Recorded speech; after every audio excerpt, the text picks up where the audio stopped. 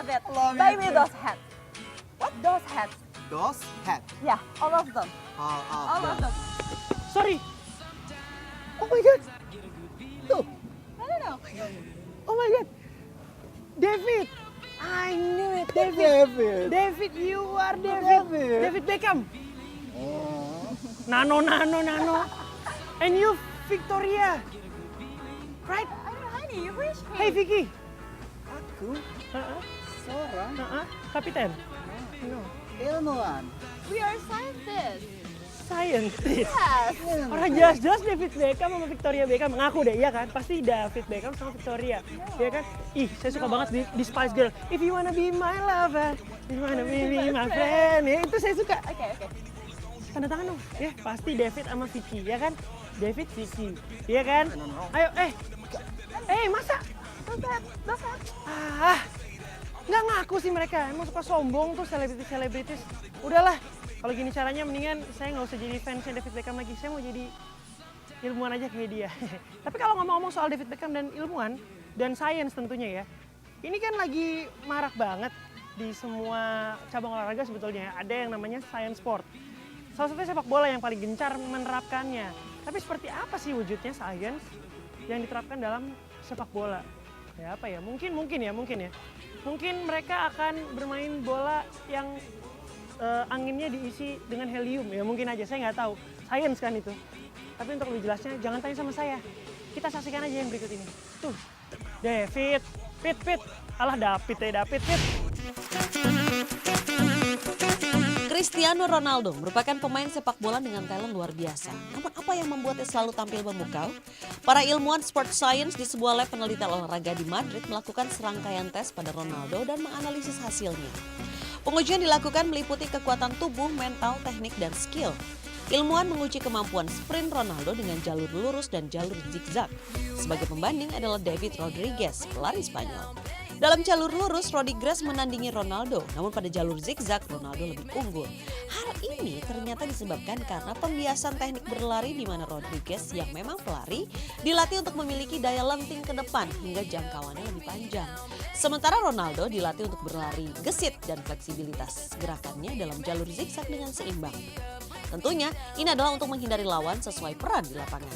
Kekuatan otot diukur dengan alat skala tubuh 3 dimensi dengan membuat profil visual otot dan bentuk tubuh. Alat ini mengukur tinggi badan, tinggi dada, lingkar paha yang ternyata di atas rata-rata. Massa otot yang melebihi 77%, nah ini dia yang membuat Ronaldo punya kemampuan berlari dan melompat luar biasa. Para ilmuwan menggunakan kamera dengan penangkap refraksi inframerah dari mata untuk mengetahui apa aja sih yang diperhatiin Ronaldo saat bawa bola. Berbeda dengan lawan, Ronaldo nggak selalu fokus pada bola ya, melainkan gerak lawan. Matanya menangkap gerak sepatu, betis, paha lawan dan memprediksi sudut gerakan sehingga dapat memperhitungkan langkah selanjutnya. Kemampuan konsentrasi diuji dengan tembakan ke arah gawang dengan kondisi gelap. Ketika cahaya dimatikan, ternyata fokusnya nggak berubah dan tetap mampu memasukkan bola ke gawang. Prediksinya terhadap bola dan insting memasukkannya pada gawang sudah terlatih. Dia mampu membaca bahasa tubuh penendang bola dan gerakan kemana bola akan mengarah. Ilmuwan menganalisis tendangan bebas yang dilakukan dengan beberapa alat sensor gerak yang dipasang pada beberapa bagian tubuh. Aplikasi kekuatan kaki Ronaldo yang efisien, dia mencetak gol dalam waktu 900 milisecond.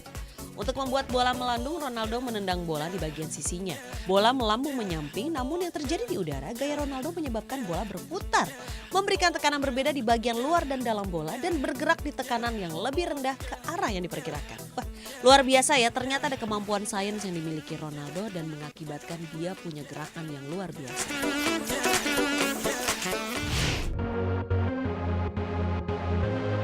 Sekeras apakah tendangan bebas? Bagaimana efeknya jika terkena tubuh? Ilmuwan menguji gaya yang dihasilkan striker LA Galaxy Edson Buddle saat melakukan tendangan bebas dengan pengukuran akselerometer.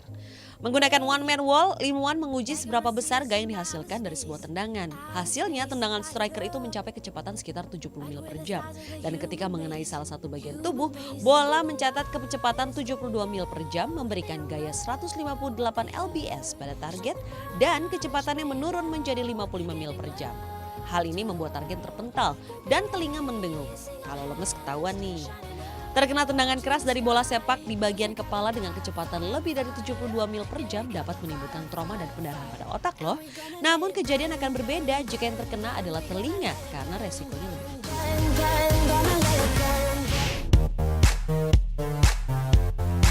Dalam Piala Dunia dan pertandingan sepak bola lainnya, kemungkinan gol diciptakan dari tendangan penalti sangat tinggi. Apa penyebabnya? Ilmuwan memprediksi kecepatan bola pada tendangan penalti jika dibandingkan dengan kecepatan koordinasi respon sistem saraf pusat dengan sistem gerak.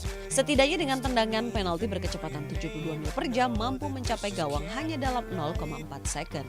Ketika bola ditendang, 100 milisecond dibutuhkan sistem saraf pusat untuk memproses data visual dan bola yang sudah melaju sepertiga jarak menuju gawang. 100 milisecond kemudian digunakan otak untuk menentukan keputusan bergerak.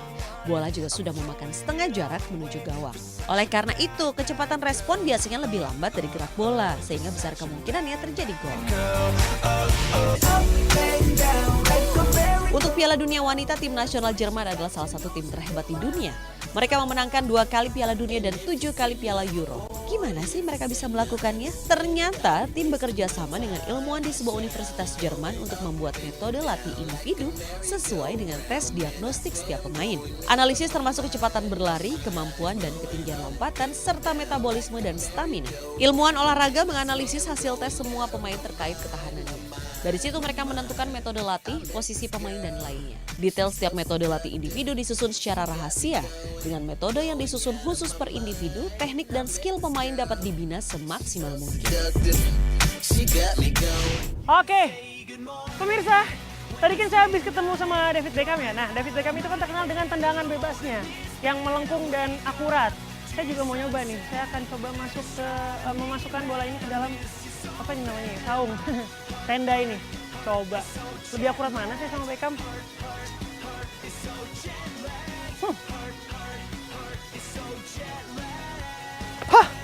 Hah! Tiang. Gagal, ternyata saya emang gak sehebat Beckham ya. Gak apa-apa lah, yang penting Beckham seganteng saya. Alah.